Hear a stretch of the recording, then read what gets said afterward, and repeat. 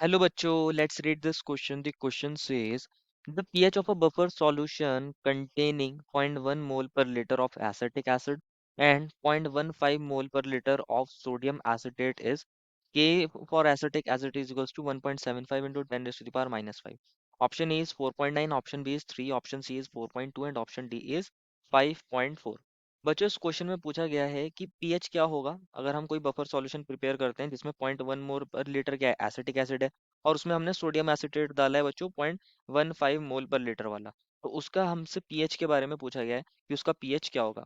तो first of all बात करते हैं इस क्वेश्चन के की कॉन्सेप्ट के बारे में। किसके बारे में बच्चों? इस क्वेश्चन के की कॉन्सेप्ट के बारे में। और की कॉन्सेप्ट क्या होगा इस क्वेश्चन का बच्चों? Hender Henderson Hasselbalch equation. What is the key concept बच्चों? Henderson Henderson Hazelbach Hazelbelch equation. This is the key concept. समझते हैं बेसिकली ये इक्वेशन क्या है और क्या होता है इसके अंदर। अगर हम बात करें हेंडरसन हेसलवेल्च ने बेसिकली एक इक्वेशन दी है और ये इक्वेशन हमें बताती है बच्चों पीएच ऑफ बफर सॉल्यूशन। जब हम पीएच प्रिपेयर करते हैं पीएच वो बफर सॉल्यूशन प्रिपेयर करते हैं बच्चों जब हम, तो ये बताती है पीएच ऑफ बफर सॉल्यूशन के बारे में कि बफर सॉल्यूशन का पीएच क्या होगा। और ये उस बफर सॉल्यूशन का पीएच बताती है जिसके अंदर हमने अगर कोई वीक एसिड लिया हो, वीक एसिड्स लिया हो और उसके अंदर उसका सॉल्ट डालो और बच्चों हमने उसके अंदर क्या डाला? सॉल्ट डाला of weak acid and strong base. Salt of weak salt of weak acid and strong base के बारे में यहाँ पर ये बताइए।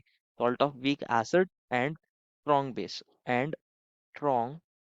Strong base. स्ट्रॉन्ग बेस और वीक एसिड से बनने वाले सॉल्ट के जो हमने लिया है बच्चों और जो वीक एसिड लिया है उन दोनों से बनने वाले बफर सॉल्यूशन के बारे में ये हमें बताएगी। क्या बताती है? ये हमें उनसे बनने वाले बफर सॉल्यूशन के बारे में बताती है। अगर हम बात करें यहाँ पे प्रिपरेशन ऑफ एसिडिक बफर की, एसिडिक बफर जो सॉल्यूशन बनेगा तो ये उसके बारे में बताती है। अगर हम बात करें बेसिकली यहाँ पर जो हमारे पास वीक एसिड है, बेसिकली जो एसिटिक एसिड है वो वीक एसिड होता है, CH3COOH है। और जो हमारे पास यहाँ सॉल्ट है बेसिकली सोडियम एसिटेट मिला है। बेसिकली सोडियम एसिटेट क्या होता है? Salt of weak acid and strong base है। हमारे पास जो ये सोडियम एसिटेट है basically CH3COO negative and Na positive यहाँ पर होगा बेसिकली। तो यहाँ Na पॉजिटिव कहाँ से आया होगा? NaOH से, स्ट्रॉन्ग बेस से आया होगा। और वीक एसिड कहाँ से आया? बेसिकली CH3COH से आया होगा, CH3CO नेगेटिव। तो ये उसके बारे में बताती है और ये इक्वेशन होती है बच्चों हमारे पास pH is equals to pKa pKa plus log of concentration of salt upon concentration of acid. pH is equals to pKa plus log of concentration of salt upon concentration of acid. यहाँ पर बच्चों हमारे पास pH क्या है? Basically pH है of buffer solution है। ये pH क्या है? pH है बफर सॉल्यूशन का। किसका है बच्चों? बफर सॉल्यूशन का pH होता है यहाँ पर। पीएच किसका है? बफर सॉल्यूशन का है। के ए क्या होता है? बेसिकली के ए होता है यहाँ पर एसिड डिसोसिएशन कांस्टेंट। क्या होता है बच्चों? एसिड डिसोसिएशन कांस्टेंट होता है, एसिड डिसोसिएशन कांस्टेंट। और यहाँ पर बच्चों सॉल्ट की कंसंट्रेशन है और एसिड की कंसंट्रेशन है जो आप एसिड ले रहे हो। तो ये हमारे पास क्या होता है बेसिकली? ये पीएच ऑफ बफर सॉल्यूशन निकालने का फॉर्मूला होता है अगर हम यहाँ पे एसिडिक बफर प्रिपेयर कर रहे हैं। अगर हम यहाँ पर एसिडिक बफर प्रिपेयर कर रहे हैं तो ये इसकी पीएच निकालने का फॉर्मूला है। तो देखते हैं बच्चों इससे निकालते कैसे हम पीएच। अगर हम यहाँ पर क्या प्रिपेयर कर रहे थे बच्चों? एसिडिक बफर प्रिपेयर कर रहे थे तो ये उसको निकालने का फॉर्मूला होता है। और ये दिया किसने है बच्चों? ये हमें हेंडरसन हेजलबल्च ने दिया है। तो ये इस इक्वेशन से निकालते हैं। अब हमें क्वेश्चन ने जो एसिटिक एसिड की कंसंट्रेशन दी है बच्चों, अगर हम बात करें हमें जो कंसंट्रेशन ऑफ एसिटिक एसिड मिली है, अगर हम कंसंट्रेशन ऑफ एसिटिक एसिड की बात करें, CH3COOH मिली है बच्चों, वो हमें मिली है पॉइंट वन मोल पर लीटर। कितनी मिली है बच्चों? 0.1 मोल पर लीटर मिली है। लीटर इनवर्स लिख सकते हो। ये CH3COOH है, इसकी कंसंट्रेशन मिली है। और जो हमारे पास सोल्ट है basically CH3CO negative Na positive, इसकी जो यहाँ कंसंट्रेशन है बच्चों वो कितनी मिली है? 0.15 मोल पर लीटर। ये मिली है बच्चों, यही तो मिली है 0.15 मोल पर लीटर। और बच्चों हमें एसिटिक एसिड के लिए के भी दिया है क्वेश्चन ने। हमें एसिटिक एसिड के लिए के भी दिया है क्वेश्चन ने 1.75। के कितना मिला है बच्चों? 1.75 इंटू 10⁻⁻⁵। तो बच्चों हमारे पास सारी टर्म्स हैं। सॉल्ट का हमारे पास कंसंट्रेशन है, एसिड की है और पी के ए भी मिला है। तो बच्चों हम यहाँ पर डायरेक्ट पीएच निकाल सकते हैं। तो बच्चों हमारे पास ये फॉर्मूला है, इसके अंदर वैल्यूज पुट कर सकते हैं। लेकिन इससे पहले हम पीएच को कैसे लिख सकते हैं? पीएच इज इक्वल्स टू ये पी के ए क्या होता है? माइनस लॉग ऑफ के ए ऐसे लिख सकते हैं। और यहाँ ये log of salt log of salt on ये एसिड है, कंसंट्रेशन ऑफ एसिड ऐसे लिख सकते हैं। और यहाँ बच्चों हमेशा याद रखना है यहाँ लॉग बेस 10 लेके चलते हैं हम। तो अब रख सकते हैं वैल्यूज, माइनस की जगह माइनस, लॉग की जगह लॉग।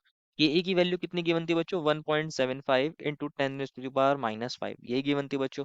और प्लस की जगह प्लस, यहाँ लॉग कंसंट्रेशन ऑफ सॉल्ट कितनी है बच्चों, हमारे पास 0.15 है। और कंसंट्रेशन ऑफ एसिड कितनी थी, 0.1 थी। ये भी मोल पर लीटर में था नीचे भी, तो ये यूनिट्स कट हो जाएंगे, तो ये बन जाएगा 0.15/0.1। तो इसको सॉल्व करते हैं। यहाँ से पॉइंट हटाओगे बच्चों तो डिनोमिनेटर में 2 जीरो आएंगे, और यहाँ से पॉइंट हटाओगे तो न्यूमरेटर में 1 जीरो आएगा। तो 1 जीरो से 1 जीरो ये कट हो जाएगा। तो हमारे पास ये बच जाएगा बच्चों कितना, 15/10 बन जाएगा, या फिर आप इसको 1.5 भी लिख सकते हो। तो ये बन जाएगा माइनस, माइनस इसको ऐसे लिख सकते हो, माइनस लॉग ऑफ 1.75 इंटू 10⁻⁻5, और यहाँ पे प्लस लॉग ऑफ 1.5, ये बन जाएगा। अब याद रखना बच्चों, लॉग की प्रॉपर्टीज होती है, लॉग की क्या प्रॉपर्टी होती है इसको समझते हैं। ये लॉग 1.5 को आप पहले लिख लीजिए, और माइनस लॉग 1.75 इंटू 10⁻⁻5 को बाद में लिख लीजिए। अब लॉग की प्रॉपर्टी होती है बच्चों, अगर लॉग ए माइनस लॉग बी हो हमारे पास, तो इसको लिखते हैं बच्चों लॉग ए अपॉन बी, ऐसे लिखते हैं। तो ये वाली प्रॉपर्टी अप्लाई करते हैं। तो पीएच की जगह पीएच रहने दीजिए। अब हमारे पास लॉग ए माइनस लॉग बी बन रहा है, तो लॉग ए माइनस बी लॉग ए अपॉन बी होता है, तो आप लिख सकते हो लॉग 1.5 अपॉन 1.75 इंटू 10⁻⁻5, ये बन जाएगा एक्सप्रेशन। अब ध्यान से समझना, यहाँ से पॉइंट हटाओगे डिनोमिनेटर में 1 जीरो आएगा, और यहाँ से पॉइंट हटाओगे तो न्यूमरेटर में 2 जीरो आएंगे। 1 जीरो से 1 जीरो कट हो जाएगा। अब ये बन जाएगा बच्चों कितना हमारे पास, लॉग 15/175 की जो वैल्यू होती है, आप इसको इस मैनर में लिख सकते हो, 15 की जगह 15 लिख सकते हो। 1 जीरो था ऊपर, तो ये बन जाएगा 150, और ये बन जाएगा 175, और 10⁻⁻5 नीचे है, तो ऊपर जाके 10⁻5 बन जाएगा। तो इसको आप फर्दर सॉल्व करते हैं बच्चों। ये बन जाएगा लॉग लॉग इसको आप ऐसे कर सकते हो, 1500 कर सकते हो, और अपॉन में 175 कर सकते हो, इंटू 10⁻4 कर सकते हो। एक 10 आपने मल्टीप्लाई कर दिया। तो ये हमारे पास एक्सप्रेशन बन रहा है। अब एक एक्सप्रेशन और होता है बच्चों हमारे पास लॉग की प्रॉपर्टी में, अगर लॉग ए अगर लॉग ए प्लस अगर लॉग ए प्लस बी होता है बच्चों, लॉग ए प्लस लॉग बी होता है, लॉग ए इंटू बी के इक्वल, लॉग ए इंटू बी के इक्वल होता है। अब ध्यान से समझना, यहाँ जो ये एक्सप्रेशन है कुछ इसी तरह का बनेगा। इसको आप कैसे लिख सकते हो, लॉग 1500 को जब आप 175 से डिवाइड करते हो, तो इसकी वैल्यू आती है 8.57, और 10⁻4 की जगह 10⁻4। अब ये लॉग ए इंटू बी बन रहा है, लॉग ए इंटू बी बन रहा है, और लॉग ए इंटू बी कितना होता है, लॉग ए प्लस लॉग बी होता है। तो ऐसे लिख सकते हो आप इसको, लॉग 8.57 प्लस लॉग 10⁻⁴, ऐसे लिख सकते हो।